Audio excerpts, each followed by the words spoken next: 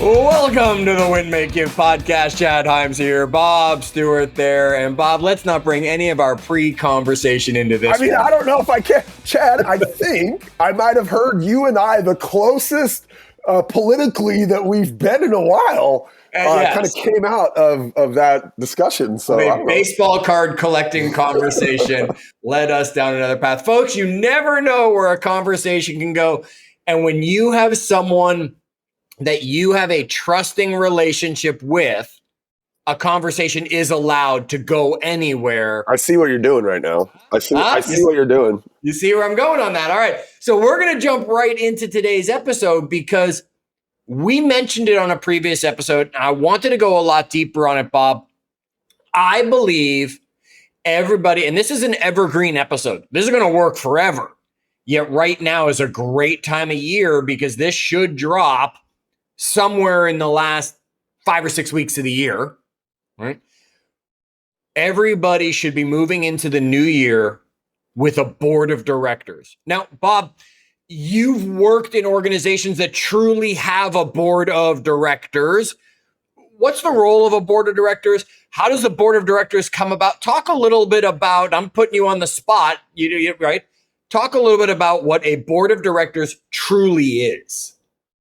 A board of directors is in place to help the executives of a corporation, basically to have somebody for the executives of the organization to answer to. They essentially represent the stockholders of that organization, Chad. And so like as a CEO of a publicly traded company, for example, like at the end of the day, I make the business decisions for that corporation, but I don't own that corporation, right? The stockholders own that corporation. And so generally the way that it'll be set up is that board of directors is in place to represent the stockholders. And hopefully they are absolutely representing the stockholders.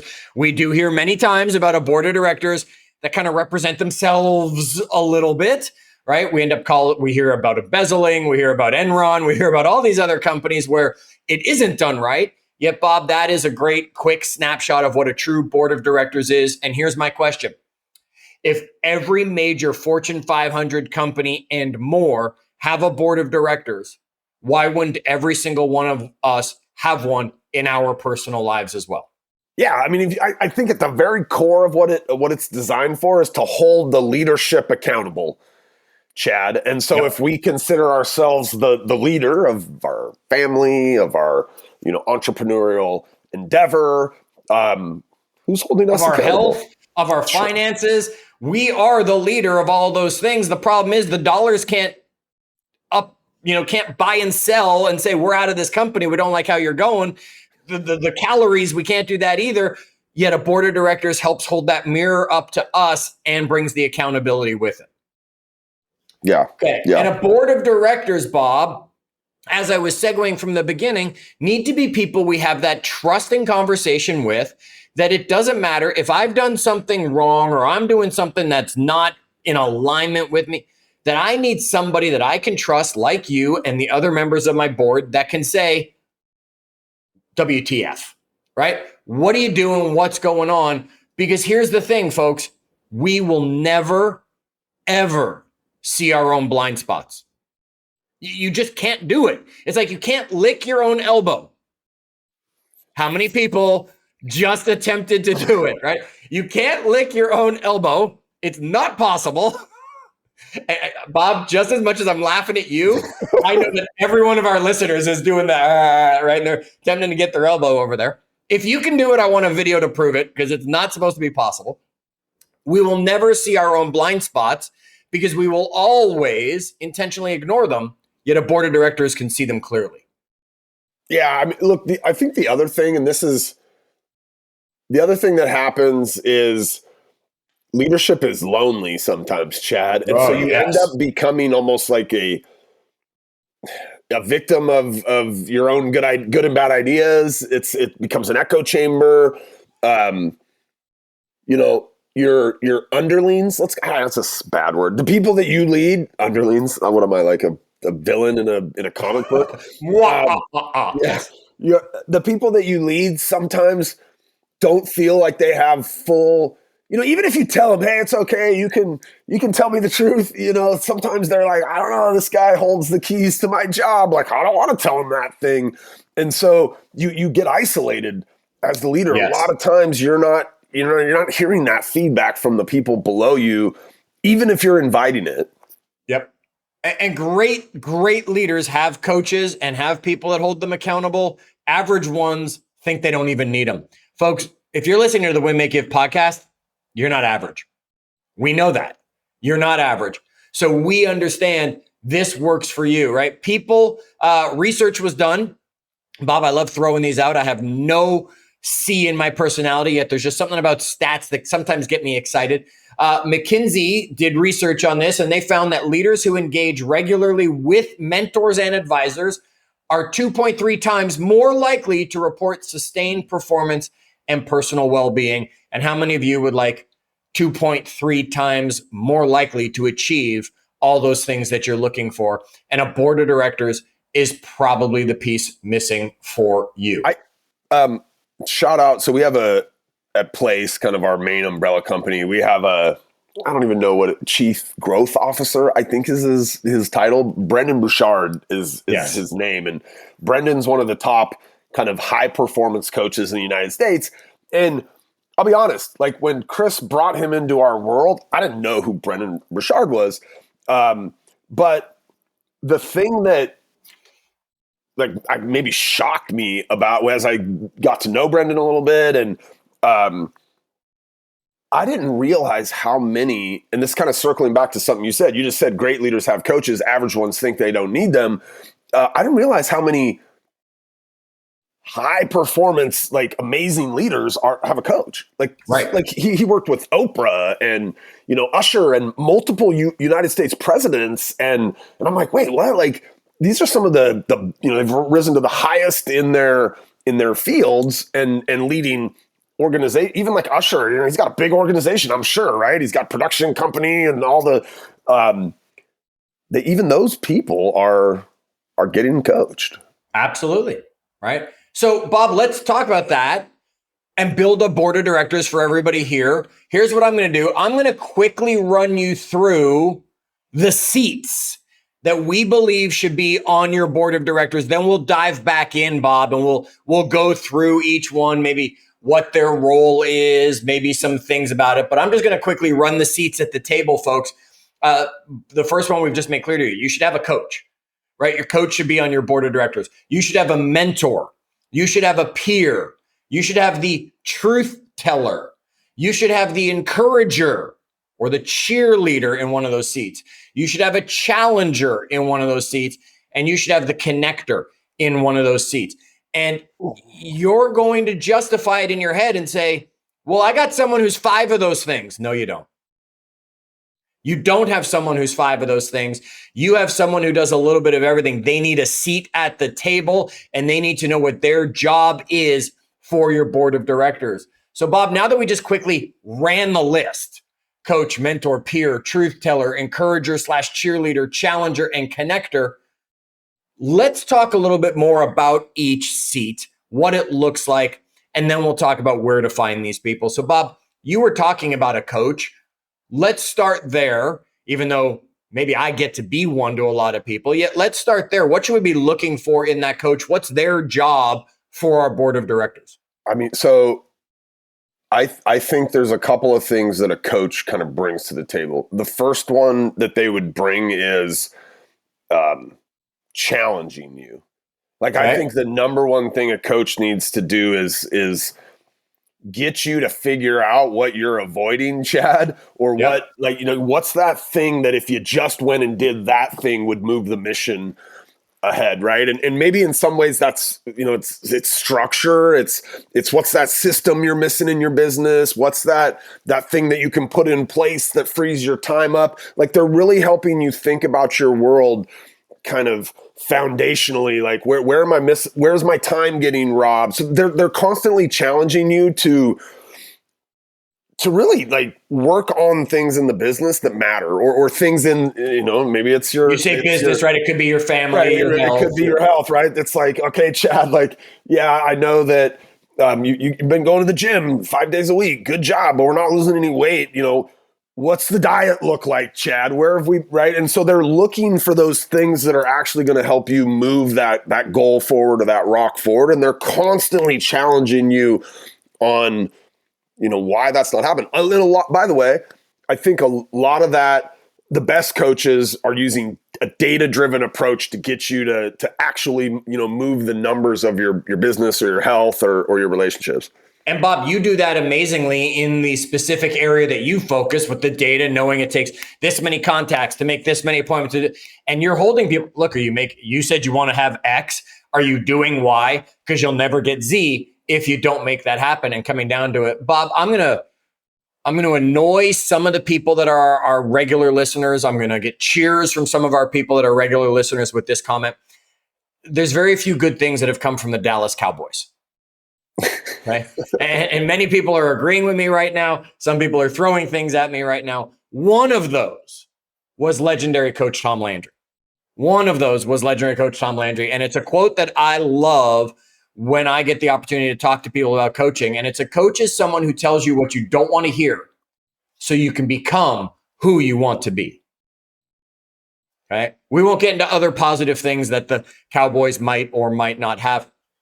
Here's the thing, folks. Seat number 1 on your board needs to be a coach that's along for the ride with you. Bob, seat number 2. Real quick, though, before we move on, because I'm a hat guy, Tom Landry, great hat. Yes, the guy, absolutely. Great hat. Seat number 2 is the mentor. The mentor. Absolutely. It's somebody offering wisdom from experience, Chad. To me, I would look at the mentor and you'll be hard pressed to find a scenario where you can't find this person. This person doesn't exist. You might have a hard time finding them, but it's somebody that's been to where you are trying to go. Yes. They're either where you want to go or they've been there and they're past it now and they're going to the next place, but they're ahead of you. Now, not so far ahead of you that they can't remember what it was like to be, where you want to go. But they're enough paces ahead of you that they've probably are going to be able to save you a bunch of pain. They're going to be able to help you, avoid a decision that they made that took them off the track a little bit. They're going to be able to be an example and you're going to be able to tap into their experience to more quickly get you to where you want to go. Yeah, you summed that up great, Bob, right? Seat number 2 on our board should be a mentor. And Bob said it great. Someone who's where you want to be and still remembers the journey that you're on right now. It's not that they've gone too far and it's not that they've forgotten because they've been there for too long. They are a few steps ahead of you on the journey, which, Bob, brings us to seat number 3, which would be the peer. And that's someone who's where you are, kind of experiencing it with you, right? They can bring you accountability because they actually can relate exactly to what's happening. They're the person who can, share energy with you because they're feeling the same stuff or know the challenge you're currently going through. They're not necessarily going to compete with you, yet they're going to challenge you. Having a peer should be somebody who's on your board of directors because you want someone who's experiencing what you are, 1, so you realize it's not just you, and 2, so you can see that same thing from a slightly different angle. Chad, the American, since you like your stats, the American Society of Training and Development tells us that peer accountability increases your goal achievement by about 65%. But here's the thing. To me, as I look through these, this one is probably the easiest one to find. Oh, yeah. Right. We can look all around us. We see a bunch of people that are kind of, running the same path, doing the same thing, right? Close to the same near spot. Our level. Yeah, close to the same spot. I think this one's the easiest to find.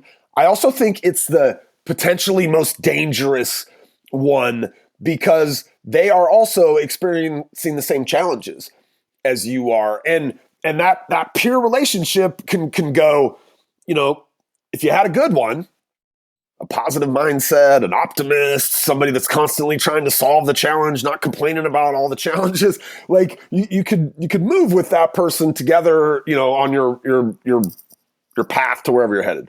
But if you get Absolutely. bad, you could easily get one of these that could kind of be toxic. Yes. I think of all of the roles in here, this is the one that most easily, because they're so easy to find, and you're like, oh, I'm just going to grab the guy in the office next to me. He's going to be my peer, and yeah, maybe, but maybe not, right? And so I think probably easiest to find, but I'd be very careful with who I let onto that board of directors, especially given they're at the same place as me. They got to be somebody that their goals are as big as mine and they want to go where I want to go, right? They've got to be somebody that, kind of has that positive mindset, and even, they're not Eeyore, right? They can't be Eeyore. They also can't be Tigger, though, right? They can't just believe that it's always beautiful.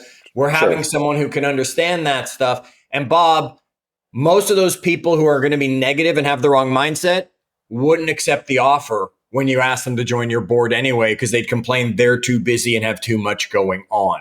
Good red flag. Look, I love seat 4. Okay, we call it the truth teller. I'm going to tell you, this is the person who's going to tell you the truth no matter what, right? This is the one that says, no, your butt does look big in that dress, right? Or who says, no, you got that lettuce in your teeth right now, right? They don't have to be in the industry. They don't have to have been there, done that. They are there as the person who knows you better than you know yourself type person, who will look at you and say, I call BS on that. And they will pop the pin when your ego starts to get too big, thinking you're too awesome, saying, no. I remember when. They're that person. You got to have the truth teller in your world. Shout out to my wife. There you go. Right. And often for many people, it might be your spouse in this situation or partner, because that's how they got that. I'd also be very careful about putting your spouse or partner on your board only for the reason of who knows what fights come from it. Bob, also shout out to my friend Chris Martin. He, like, of all the people I've ever known in my entire life, like, he's the guy. He doesn't listen to this, I'm sure, but like, I worked with him years ago. But he definitely kept my ego in check, and I want my truth teller to be somebody that is going to say the thing that nobody else dare say. Yes. Like, I have this, like, this has happened 20 years ago, Chad. And I remember coming to work one day with this is a silly story, but this is the type of person I need as my truth teller, like, for real. And I had this big pimple, like, I think it was on, like, the side of my nose or something, And, like, I don't know, like, if that's ever happened to you, like, it, you're looking in the mirror that morning, you're like, I got this big pimple. Everybody that you're looking at and walking by, they can see that stupid thing on your face. But my friend Chris Martin, who really for years in my career was that truth teller for me, I'd go to him when I'm like, man, I need somebody that's just going to be bluntly honest with me. He's the guy that would walk by me and be like, first thing, whoa, bud, what happened to your nose, And you're like, thank you. Like, thank you for saying what everybody else who was walking by you was thinking, but nobody had the guts to say it. Like, that's the guy I want as my truth teller. Yes. By the way, don't do that to random. Chris Martin's not a guy that would do that to a random person, but because we were friends, right? He could have that little fun with me. But anyway. Yes, and that's the trust I was talking about as we open the whole episode of having in these people that are joining your board. This person, again, doesn't matter what industry they're in, they're there to look out for you as a person and help you be clear, be honest, and understand what's going on.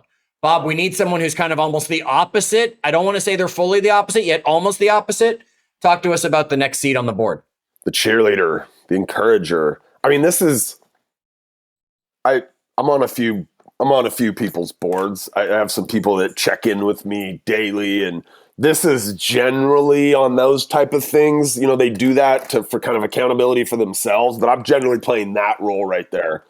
A lot of times, especially highly accountable individuals, they'll oftentimes lead with, like, the things they didn't get done, or the things that they wanted to do 10 of, but they only did 8 of, and then they'll bury the other things where they were like, but I got a new recruit today and I did this, and I'm constantly just like, all right, good job. Great job knocking out those three things. And I get that you led with the one you didn't get done. I'm assuming that their coach or their truth teller is going to come around and make sure that they really knock those out. But I know I'm not that role for them. My role for them is to remind them that, man, they did some good stuff today too, right? And be just as proud of yourself for that as you are kind of maybe potentially disappointed in yourself that you didn't do that other thing. Absolutely. I think we need these people to. A lot of high performers are hard on themselves, Chad. They're constantly focused on what I didn't get done, how far I am away from my goal, and I do think they need to be reminded that, like, most of the time they're probably way ahead of a lot of their peers. So just this is a really important one for me. Yes. By the way, I think there is a line here in terms of, like, you can't just have somebody blowing smoke at you all day, right? Like, that you can't cheerlead through, when sometimes they actually need a truth teller and there's really nothing to cheerlead there.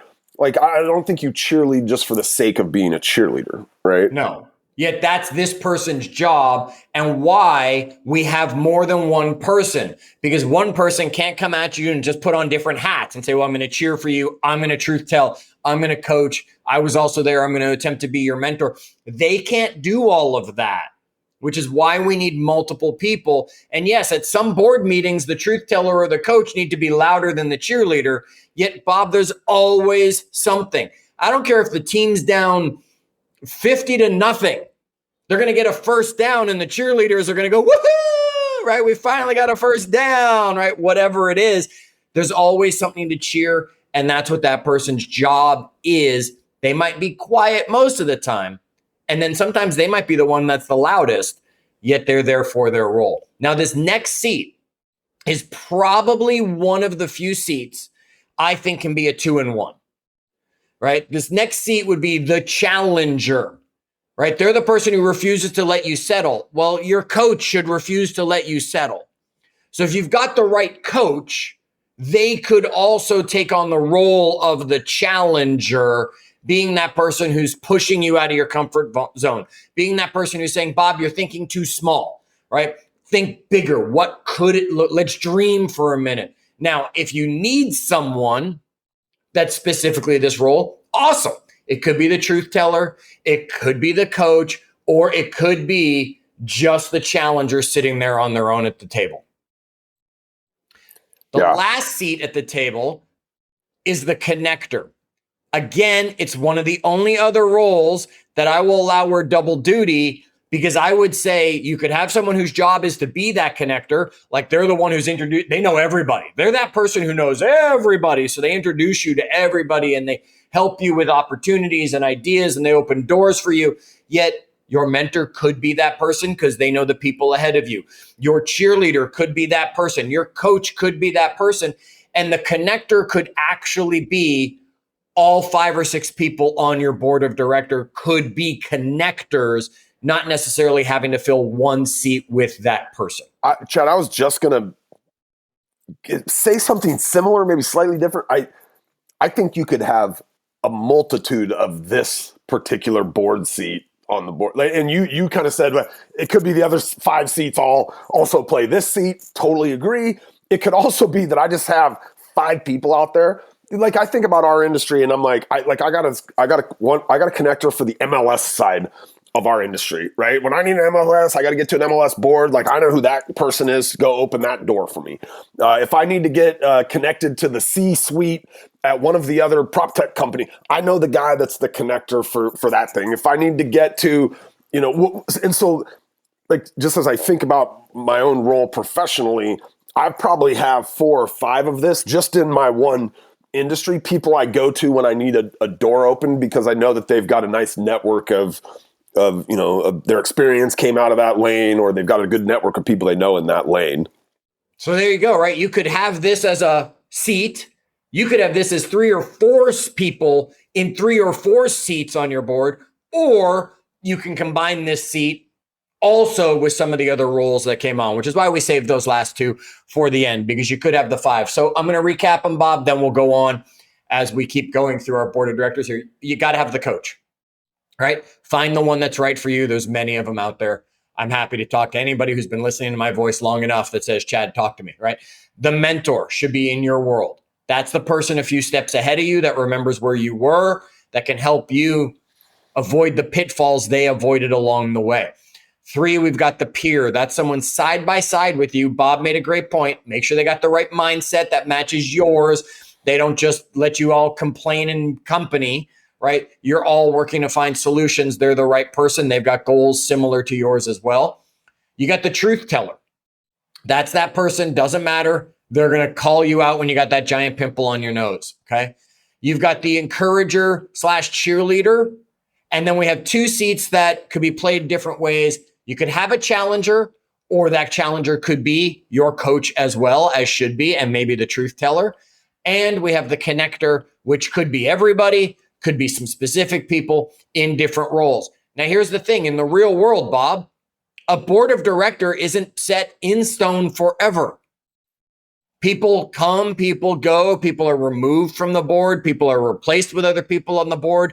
Folks, this is the type of thing you should evaluate again and again and say, Bob brought no value to me on the board of directors, right? He's not, or Bob was never, he didn't commit the way he said he was going to commit, or no, that peer did not have the same mindset I thought they had. They're no longer keeping a seat on my board. It's okay to change the board. Just don't change them because they said something you didn't want to hear. That's their job. Okay. I think, yeah. So something to think about here. And you might even start with the question, like, who's been on your board? And you maybe didn't even realize you didn't even realize? Yeah. Or you haven't formalized it. Like, I think as I look at a bunch of these roles, coach, like if I have a coach, there's a high likelihood that it's a formal relationship, Chad. They came to you and said, Chad, I need you as my coach. And you're like, hey, I do this. And actually, I don't do it for free either. Like, and right, there's like generally that's a formal relationship. Yes. But it's the only one on there. Occasionally the mentor will be will be formalized, right? It's like I went to them and said, hey, listen, you've been where I want to go. I'm trying to get where you've been. Would you mind mentoring me? But often it's not. And so maybe the suggestion here is start to formalize some of these. Start to actually, reach out to that person. And even though you've considered them a mentor, maybe they don't realize that you're their mentee or you think of yourself that way. I would say, like, as you get down here below, most of these have not been formalized, right? The peer, like, sure, I got them, but do they know that I look to them as being on my board and I'm really invested in their feedback and kind of doing this together with them? Probably not, right? They're just a peer that you occasionally bounce ideas off of. Does that truth teller know that you come to them?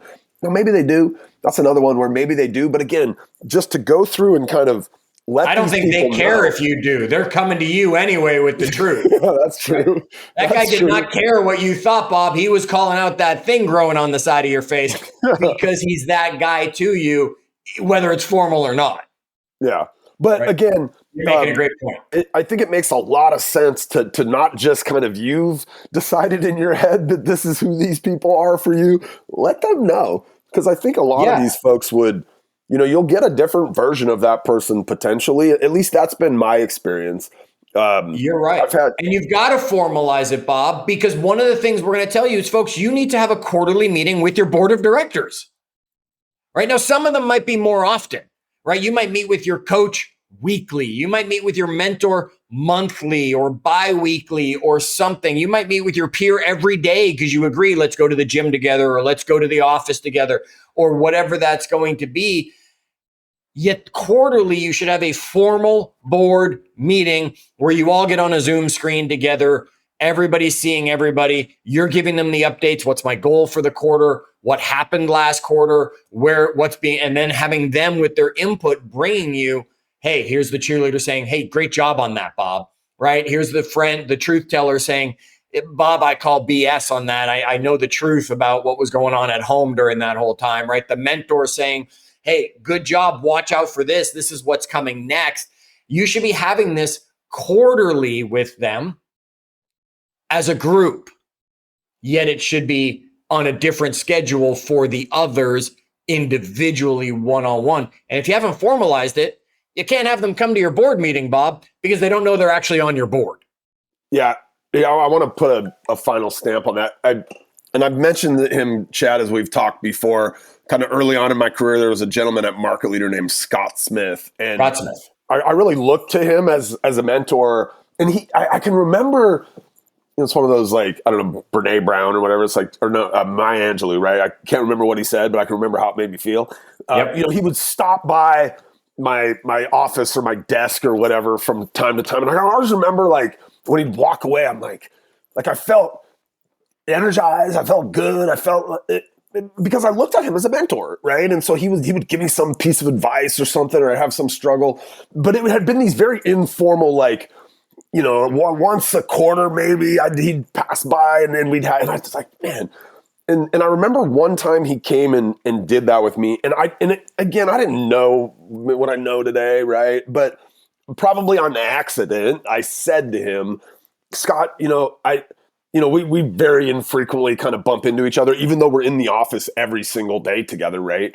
I said, but when we get a chance to connect, it means a ton to me. And I look at you like a mentor. Like I'd love to be in your spot in my career. And I don't even remember what he said, but here's what I remember out of that is it became much more frequent. Like he would stop by once a week now. And it was simply because I said to him, hey, I see you as a mentor. And, look, most people in the world, like they would be totally flattered by the idea that you would reach out to them. And especially a lot of our listeners, they have great businesses. A lot of your peers and people respect what you're doing. But you got to, again, I stumbled into that. It was probably on accident.